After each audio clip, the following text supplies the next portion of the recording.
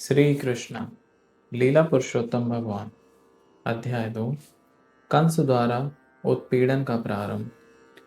वासुदेव द्वारा सारी वस्तुएं श्री कृष्ण को गोकुल लिए जाने से पहले की भांति समंजन कर लेने के पश्चात तथा सारे द्वार तथा किवाड़ बंद कर लेने पर पहरेदार जाग गए और उन्हें नवजात शिशु का क्रंदन सुनाई पड़ा।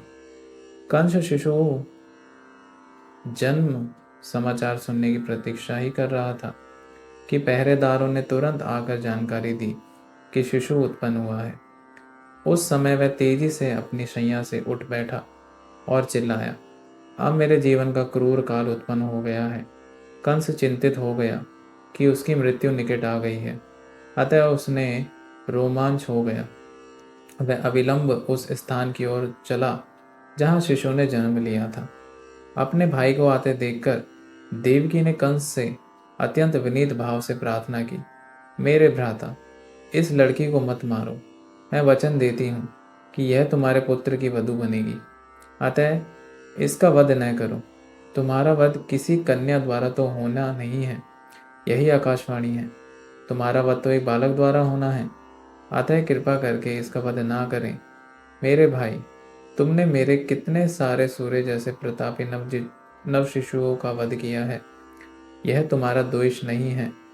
तुम्हारे आसुरी मित्रों ने मेरे पुत्रों को मारने की सलाह दी है, किंतु अब मैं प्रार्थना करती हूँ कि इस कन्या को तो मेरे पास रहने दो, इसे ना मारो, इसे मेरी पुत्री बनकर जीने दो। किंतु कंस इतना क्रूर था कि उसने अपनी बहन देवकी की एक भी दर्द भरी प्रार्थना न सुनी। उसने अपनी बहन को डांटते हुए नवजात शिशु को बलपूर्वक छीन लिया और उसे निर्दयता पूर्वक पत्थर पर पटकना चाहा।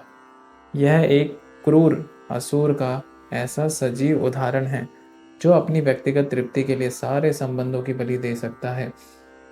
किंतु वह शिशु तुरंत ही उसके हाथों से फिसल गया और आकाश में जाकर विष्णु की अष्टभुजा अनुजा के रूप में प्रकट हुआ। वह सुंदर वस्त्रों, पुष्पमालाओं तथा आभूषणों से सुशोभित थी और अपनी 8 भुजाओं में धनुष, भाला, तीर, तलवार, शंख, चक्र, गदा तथा ढाल धारण किए हुए थी। कन्या को प्रकट होते देखकर, जो वास्तव में देवी दुर्गा थी, सिद्ध, चरण, गंधर्व, अप्सरा, किन्नर तथा उरग लोगों के सारे देवी देवतागण उसे विविध वस्तुएं भेंट करने लगे और अपनी अपनी ओर से प्रार्थनाएं करने लगे। ऊपर से उस देवी ने कंस को संबोधित किया, अरे धूर्त, तू मुझे कैसे मार सकता है? तुझे मारने वाला बालक इस संसार में कहीं पहले ही प्रकट हो चुका है। तू अपनी बहन के प्रति इतना क्रूर मत बन। इस प्राकृत्य के बाद देवी दुर्गा विश्व के विभिन्न भागों में भिन्न भिन्न नामों से विख्यात हो गई। इन शब्दों को सुनकर कंस अत्यधिक भयभीत हुआ। सहानुभूति के कारण उसने तुरंत वसुदेव तथा देवकी की हथकड़ियां तथा बेड़ियां कटवा दी और अत्यंत विनम्रता होकर उसने बोला, हे बहन तथा बहनोई, मैंने अपने भांजे आपके शिशु का वध करके असुर की तरह आचरण किया है। मैंने अपने घनिष्ठ संबंधों की रंच मात्र भी परवाह नहीं की। मैं नहीं जानता कि मेरे इन द्वेषपूर्ण कार्यों का क्या परिणाम होगा। संभावतया मुझे नरक का भोग करना पड़ेगा, जहाँ ब्रह्म हत्या करने वालों को भेजा जाता है। किंतु मैं विस्मित हूँ कि आकाशवाणी सच नहीं हुई। असत्य प्रचार केवल मानव समाज तक ही सीमित नहीं है। अब तो ऐसा प्रतीत होता है कि स्वर्ग के देवता भी असत्य भाषण करते हैं। स्वर्ग के निवासियों की वाणी पर विश्वास करके ही मैंने अपनी बहन के शिशुओं को मारकर इतना पाप किया है। प्रिय वसुदेव तथा देवकी, आप दोनों ही महान आत्माएं हैं। मुझे आप दोनों से कुछ नहीं कहना, किंतु फिर भी मेरी प्रार्थना है कि आप अपनी संतानों की मृत्यु के लिए शोक न करें। हम में से प्रत्येक व्यक्ति पराशक्ति के वश में है और वह पराशक्ति हमें एक साथ नहीं रहने देती। हमें कालक्रम में अपने मित्रों तथा परिजनों से विलग्न होना ही पड़ता है।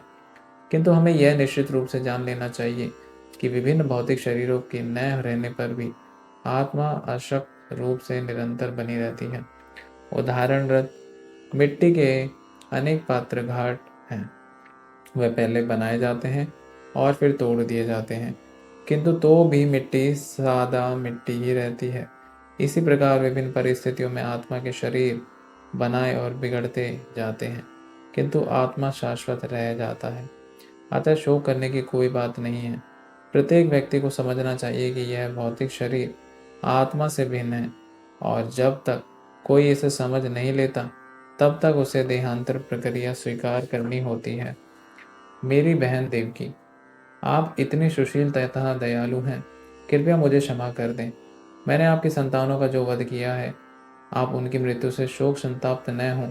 वास्तव में यह सब मैंने नहीं किया है, क्योंकि ये सब पूर्व निर्धारित कार्यकलाप है। मनुष्य को पूर्व निर्धारित योजना के अनुसार कर्म करना होता है, भले ही वह अनिच्छा से क्यों न करे। लोगों की भ्रमक धारणा है कि शरीर की मृत्यु के साथ आत्मा भी नष्ट हो जाता है, अथवा वे सोचते हैं कि एक प्राणी दूसरे का वध कर सकता है। इन भ्रांत धारणाओं के कारण मनुष्य को संसार की परिस्थितियों को स्वीकार करना पड़ता है। दूसरे शब्दों में, जब तक आत्मा की नित्यता का दृढ़ विश्वास नहीं हो जाता, तब तक मनुष्य हंता, मारने वाला तथा हन्यमान, मारा जाने वाला का कष्ट भोगता रहता है। हे मेरी बहन देवकी तथा बहनोई वासुदेव, मैंने आप लोगों के प्रति जो अत्याचार किए हैं उन्हें क्षमा कर दें। मैं शूद्र हृदय हूँ और आप इतने विशाल हृदय हैं, अतः मेरे ऊपर दया दिखाएं और मुझे क्षमा करें।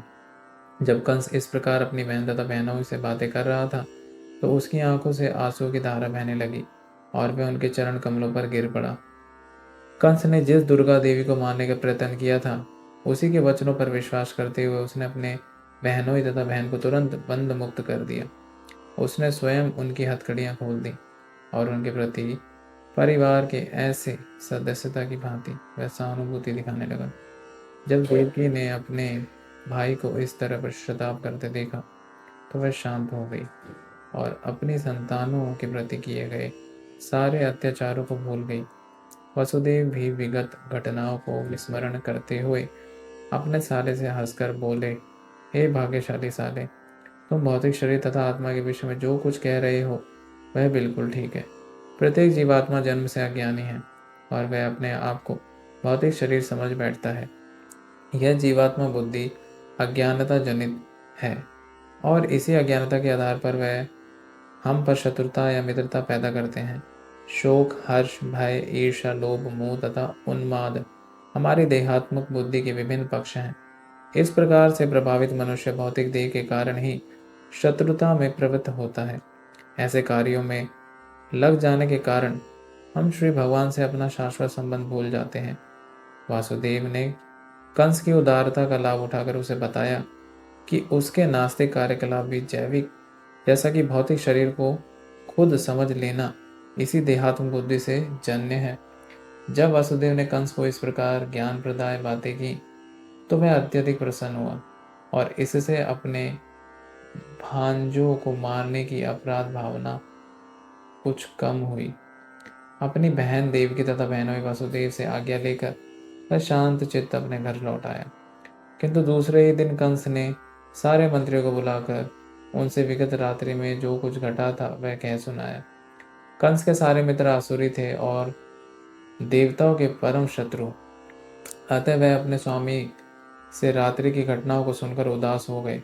अधिक अनुभवी या विद्वान न होने पर भी वे कंस को इस तरह सलाह देने लगे, श्रीमान, हमें चाहिए कि सारे नगरों, कस्बों, गांवों तथा गोचरों में विगत 10 दिनों में जितने बालक उत्पन्न हुए हैं उन सबको मार दिए जाने का प्रबंध करें। हमें चाहिए कि इस योजना को बिना किसी भेदभाव के कार्यान्वित करें। हमारा विचार है कि यदि हम ये कुकृत्य अत्याचार करेंगे तो फिर देवताओं को हमारे विरुद्ध कुछ भी करने का साहस नहीं हो सकेगा। वे हमसे युद्ध करने से सदैव डरते हैं और यदि वे हमारे कार्यों को रोकना भी चाहेंगे तो भी वे उन्हें ऐसा करने का साहस नहीं जुटा पाएंगे। आपके धनुष की अपार शक्ति से वे भयभीत रहते हैं।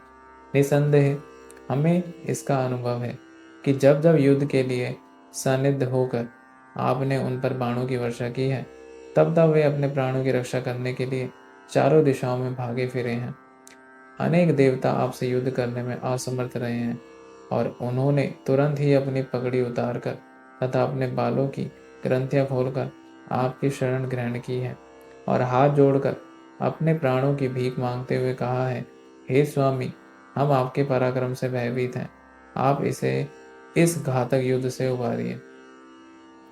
हमें कई बार यह भी देखा होगा कि जब कभी शत्रु अत्यंत भयभीत हो जाते हैं, उनके धनुष बाण तथा रथ विनष्ट हो चुके होते और वे अपने सैनिक कौशल को भूलकर लड़ने में असमर्थ हो जाते हैं, तो आप ऐसे शरणागत शत्रुओं का वध नहीं करते थे। अतः वास्तुतः हमें इन देवताओं से भयभीत होना नहीं चाहिए। इन लोगों की शांति काल में युद्ध भूमि से बाहर रहकर महान योद्धा होने का अत्यंत गर्व है, किंतु वास्तव में वे युद्ध भूमि में कौशल या सैन्य शक्ति प्रदर्शित नहीं कर सकते। यद्यपि इंद्र समेत भगवान विष्णु, शिव जी तथा ब्रह्मा इनकी सहायता के लिए सदैव उद्धृत रहते हैं, किंतु हमें उनसे डरने का कोई कारण नहीं है। जहाँ तक भगवान विष्णु का प्रश्न है, वे तो पहले ही जन जन के हृदय में अंतर्हीन हो चुके हैं और वे बाहर नहीं आ सकते। और शिव जी ने तो अपने सारे कार्यकलापों का परित्याग कर रखा है, वे पहले ही वनवासी हो चुके हैं।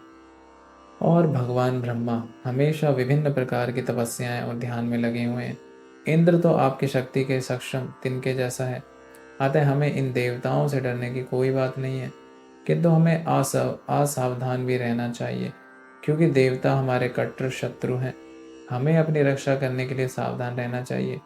उनको समूल नष्ट करने के लिए हमें आपकी सेवा करनी चाहिए और आपकी आज्ञा के पालन के लिए सदैव सानिध्य रहना चाहिए। आसुरों ने आगे कहा, यदि शरीर में कोई रोग हो और उसकी परवाह न की जाए तो वह असाध्य बन जाता है। इसी प्रकार यदि इंद्रियों को छूट दे दी जाए तो वे उसके विनाश का कारण बनती हैं। अतः हमें इन देवताओं से सदैव सावधान रहना चाहिए, अन्यथा ये दोबारा नहीं दबेंगे। देवताओं की आधारभूत शक्ति तो भगवान विष्णु है, क्योंकि सारे धर्मों का चरम लक्ष्य उन्हें ही प्रसन्न करना है। वैदिक आदेश, ब्राह्मण, गाय, तप, त्याग, दान, पुण्य, ये सारे कृत्य भगवान श्री विष्णु को प्रसन्न करने के लिए किए जाते हैं। अतः हमें चाहिए कि हम तुरंत ही उन सारे ब्राह्मणों का, जो कि वैदिक ज्ञान की निधि है, तथा उन ऋषियों का वध करना प्रारंभ कर दें जो अनुष्ठान कार्यों को संपन्न करने में लगे हुए हैं। हमें सारी गायों का वध कर देना चाहिए जो माखन की स्रोत हैं, ताकि यज्ञ के लिए घी ना मिल सके। कृपया हमें इन समस्त प्राणियों का वध करने की अनुमति प्रदान करें। वास्तव में ब्राह्मण, गाय, वैदिक ज्ञान, तपस्या, सत्य, इंद्रिय तथा मन का संयम, स्वामी भक्ति, दान, सहिष्णुता तथा यज्ञ, ये ही भगवान श्री विष्णु के दिव्य शरीर के अंग स्वरूप हैं। भगवान श्री विष्णु सबों के हृदयों में विद्यमान है और वे शिव तथा ब्रह्मा समेत समस्त देवताओं के नायक हैं। मंत्रियों ने कहा, हमारे विचार से भगवान विष्णु को मानने के लिए समस्त ऋषियों तथा ब्राह्मणों को दंड दिया जाए। इस प्रकार असुर मंत्रियों द्वारा मंत्रण किए जाने पर महाधूर्त कंस ने, जो सर्वभक्षी अनंत काल की हथकड़ियों बेड़ियों में जकड़ा था, ब्राह्मणों तथा वैष्णवों को दंडित करने का निश्चय किया। उसने असुरों को आदेश दिया कि वे सभी साधु पुरुषों को सताए और तब तक वह अपने घर चला गया। कंस के अनुयायियों रजो तथा तमोगुण के प्रभाव में आ गए और उनका एकमात्र कार्य बन गया साधु पुरुषों से शत्रुता करना। ऐसे कार्यों से मात्र जीवन अवधि घटती है। असुरों ने इस क्रिया को मानो त्वरित करके अपनी मृत्यु को बुलावा दे दिया। साधु पुरुषों को दंडित करने का परिणाम केवल असामयिक मृत्यु नहीं है होता। यह कार्य इतना घातक होता है कि द्वेषी व्यक्ति क्रमशः अपना सौंदर्य, अपना यश तथा धर्म खो देता है और उनके उच्च लोकों में जाने की प्रगति रुक जाती है। विविध प्रकार के मनोरथों के वशीभूत होकर ये असुर सभी प्रकार के शुभ कार्यों को क्षीण बना देते हैं। भक्तों तथा ब्राह्मणों के चरण कमलों के प्रति किया गया अपराध श्री भगवान के चरण कमलों के प्रति किए गए अपराधों से भी बड़ा होता है। वह सभ्यता जो ऐसे पाप कर्म करती है, सामान्यतः श्री भगवान में श्रद्धा खो देती है और ऐसी ईश्वर विहीन सभ्यता मानव समाज में विपत्तियों का घर बन जाती है। इस प्रकार लीला पुरुषोत्तम भगवान श्री कृष्ण के अंतर्गत कंस द्वारा उत्पीड़ना का प्रारंभ नामक दूसरे अध्याय के भक्ति वेदांत तात्पर्य पूर्ण हुआ। हरे कृष्ण।